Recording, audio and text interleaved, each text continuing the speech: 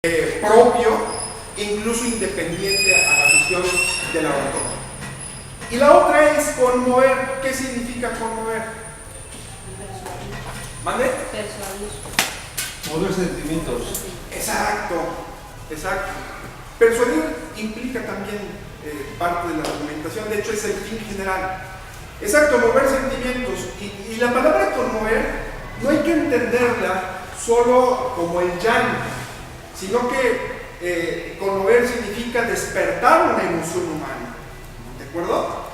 Dentro de la oratoria es un fin muy importante las emociones humanas. ¿Sale? ¿Cuántas emociones humanas hay? ¿Cuántas emociones humanas conocemos? La tristeza, la felicidad, ¿qué más? Coraje. El enojo, el coraje, ¿qué más? ¿Perdón? ¿El llanto? La alegría, así que prácticamente son sinónimos. Si nosotros, después de que hayamos hablado, logramos despertar una de estas emociones humanas, hemos logrado el otro fin importante de hablar de la oratoria en lo general. No estoy hablando todavía de la comunicación actual, le estoy hablando de las cuestiones básicas de la oratoria, más no comunicación, que ahorita les voy a hablar de la diferencia. Entonces, estos son los dos aspectos básicos. Ahora, estos dos aspectos básicos tienen una razón de ser. ¿Por qué un orador no únicamente se queda con el convencimiento? Si yo solo convenzo, ya soy un orador. Si yo solo conmuevo, ya soy un orador. Pues evidentemente la verdadera oratoria es una combinación de las dos cosas. Hay oradores que son muy buenos argumentistas, pero hay oradores también que son muy buenos despertando las emociones. Buenos argumentistas, pero malos al momento de despertar una emoción. Y hay oradores que son buenos despertando emociones, pero malos argumentistas. ¿Sí? Es decir, hay oradores de fondo, hay oradores de forma, y los oradores que saben combinar las dos cosas son los oradores más completos. Y eso es a lo que se aspira cuando alguien estudia oratoria. ¿De acuerdo? Ahora, estos dos aspectos tienen una razón de ser. Les voy a decir por qué. La mente humana tiene muchos tipos de inteligencia, pero está demostrado que más del 90% de la población humana tiene dos tipos de inteligencia, que es la inteligencia emocional y la inteligencia cognitiva. ¿A qué me refiero con inteligencia? Me refiero a la manera de razonar el mundo, la manera en que procesamos la realidad o la imaginación y la manera en que qué parte del cerebro utilizamos, la parte cognitiva o la parte emocional. Porque quiero aclararles que las emociones no provienen del corazón.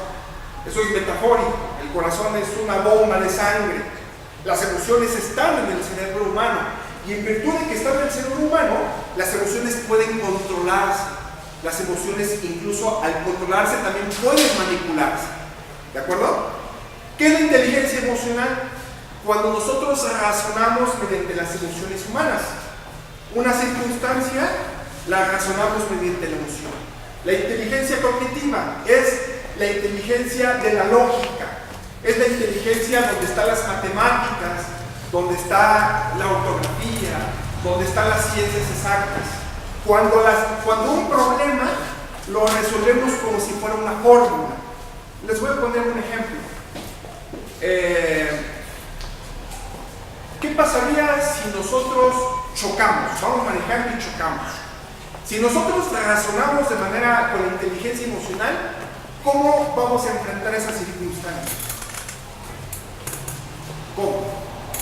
Si alguien fuera a utilizar la inteligencia emocional, chocar, ¿cómo lo enfrentaría? Enojándose, asustándose, temblando, peleándose con el que chocó, dando mentadas, con groserías, se exalta. Parece que me estoy describiendo.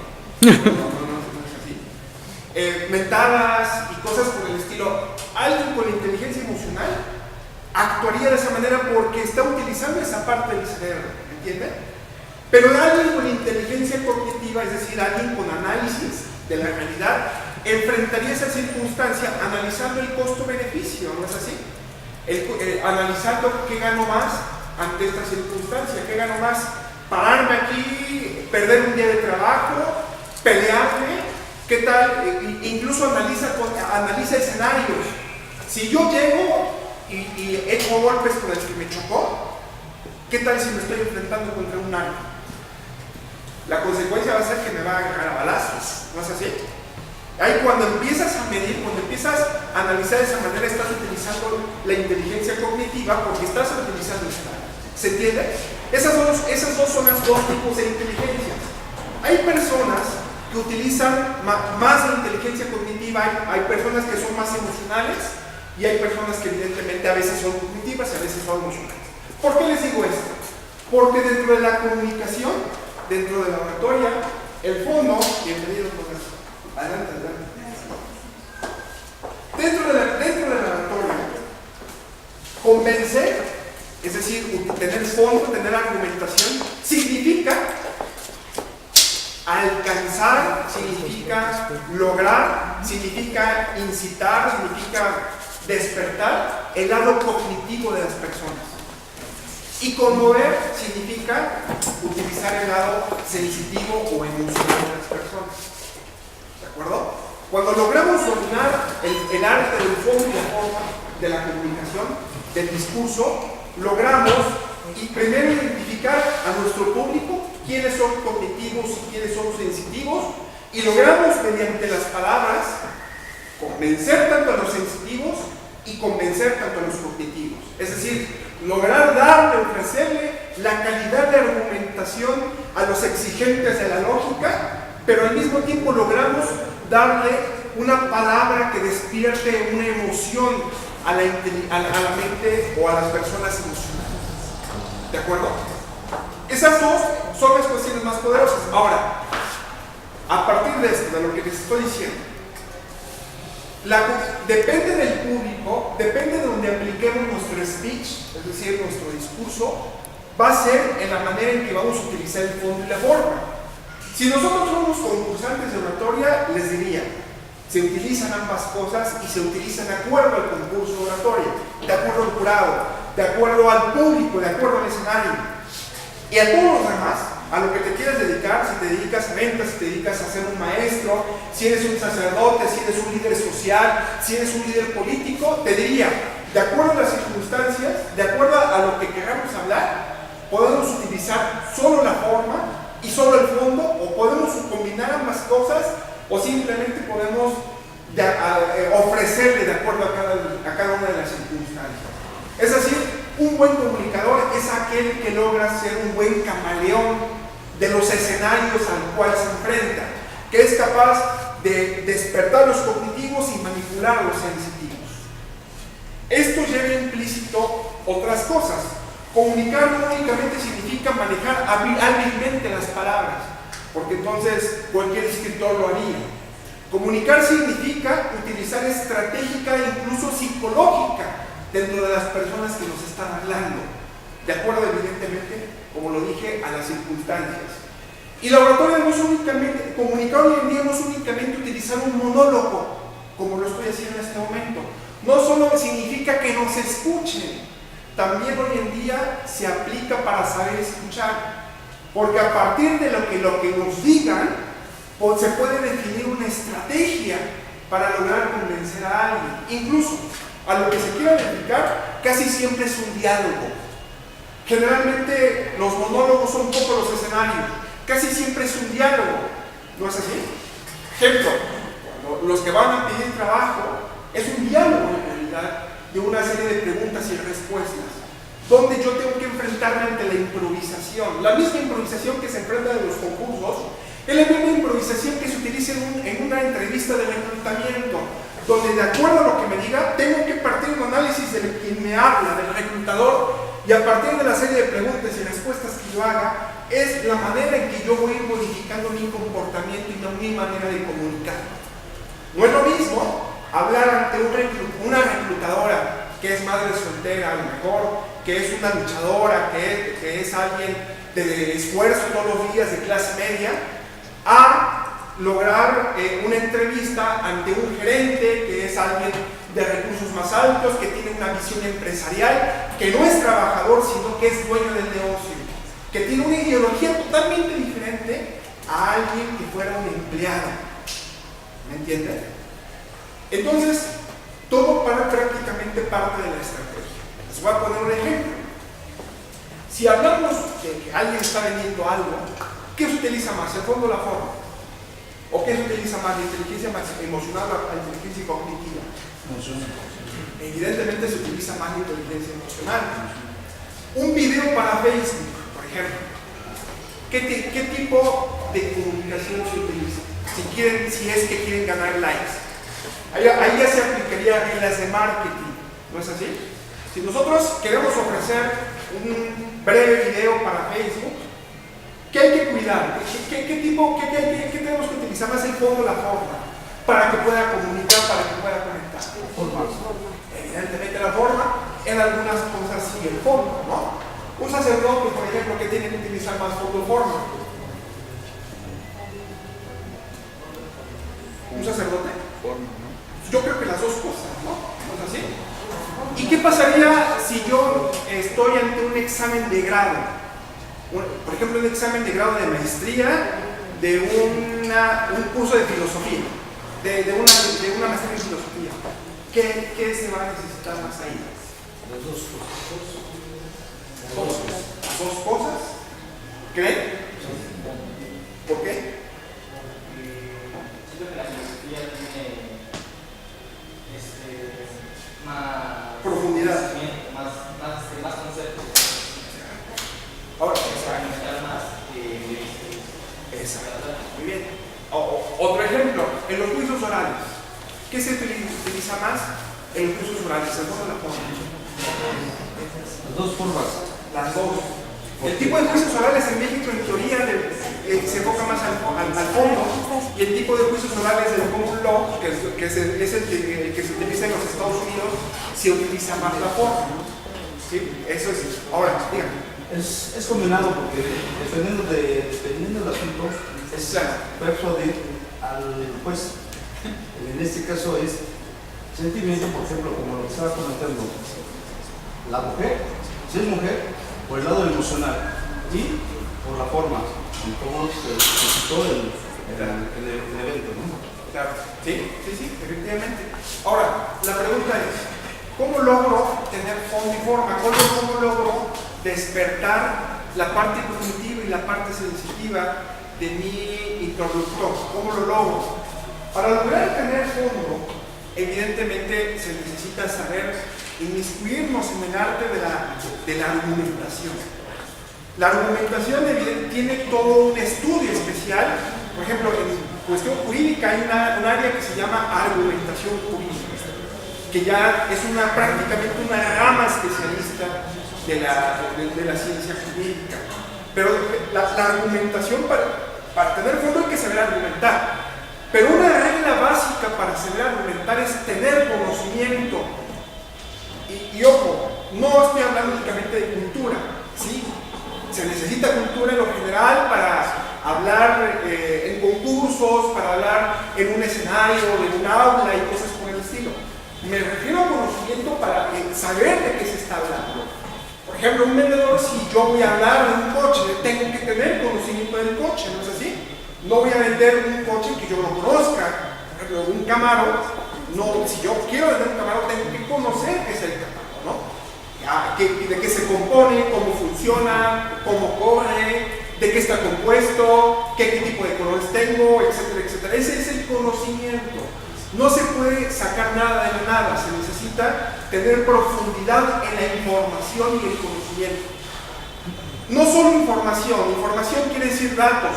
Me refiero al conocimiento ya pasando después un proceso de análisis de la propia información. ¿De acuerdo? Pudiera ser, por ejemplo, en este caso, lo que está mencionando, ¿no? El Camaro. ¿Qué necesidades, por ejemplo, en este caso, qué requiere el cliente, ¿no? ¿Quiere comodidad? ¿Quiere lujo? ¿Qué quiere, no? Eso es lo que está mencionando. Así es.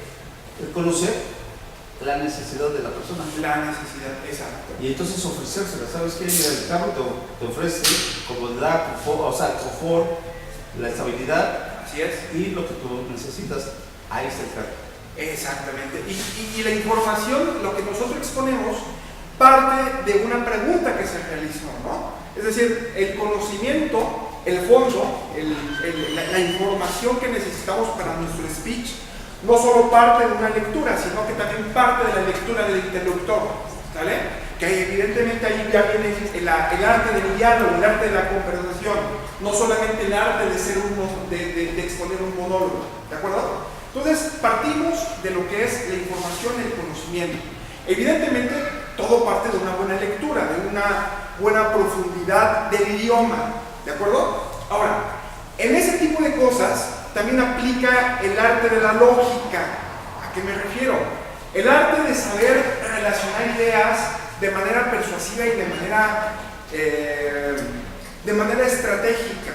Es decir, hay formas de argumentar, de exponer una idea que la manera en que se estructura puede tener un sentido y la manera, si yo le manipulo, la manera en que estructura el argumento puede tener un fin totalmente diferente.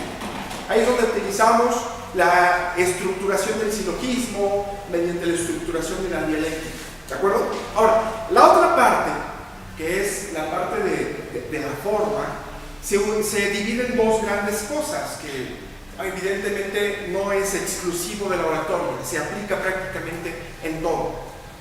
La forma parte de algo que dice que todo comunica, absolutamente todo. Nosotros que hemos andado en los concursos sabemos que la oratoria en cuestión de forma ataca o estima dos aspectos fundamentales, que es la técnica, que no es, como les dije, hablar como declamadores, no.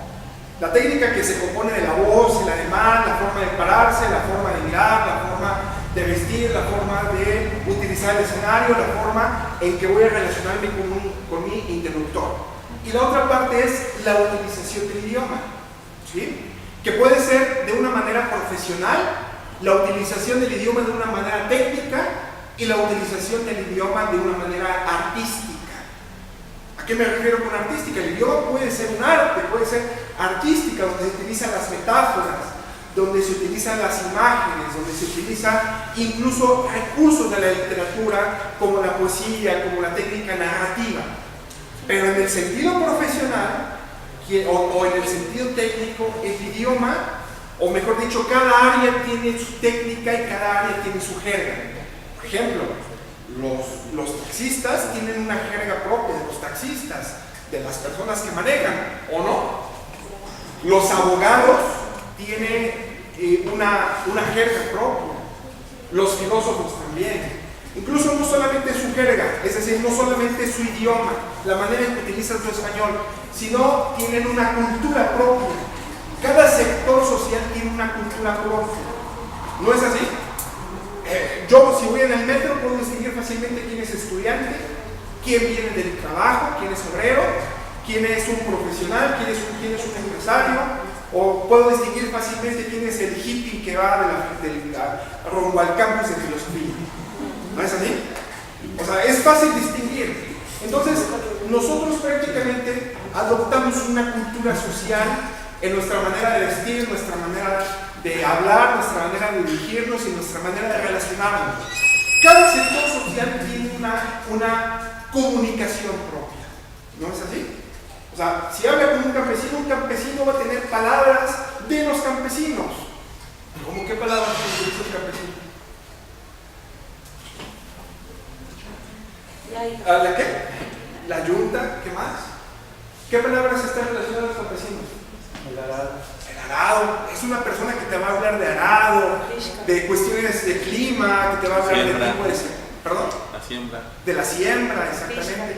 De que no lo apoya el gobierno para sus fertilizantes, de sus animales, etcétera, etcétera. De acuerdo a su entorno social, ¿no? De donde se relaciona. Por ejemplo, si ese campesino pues, va a hablar de machetes, secas de milpas, puntas de caballos, de o sea, todo lo que es que rodea lo que es su entorno social, ¿no? Exacto. El desempeño. Así es, y también un campesino, por ejemplo, tiene como característica las cuestiones religiosas. Tienen santo patrono para todos, ¿no es así? Hasta en el fútbol hay un tipo de idioma propio, ¿no es así? en el básquet, por ejemplo, hay denominaciones propias del deporte, el ganchito, el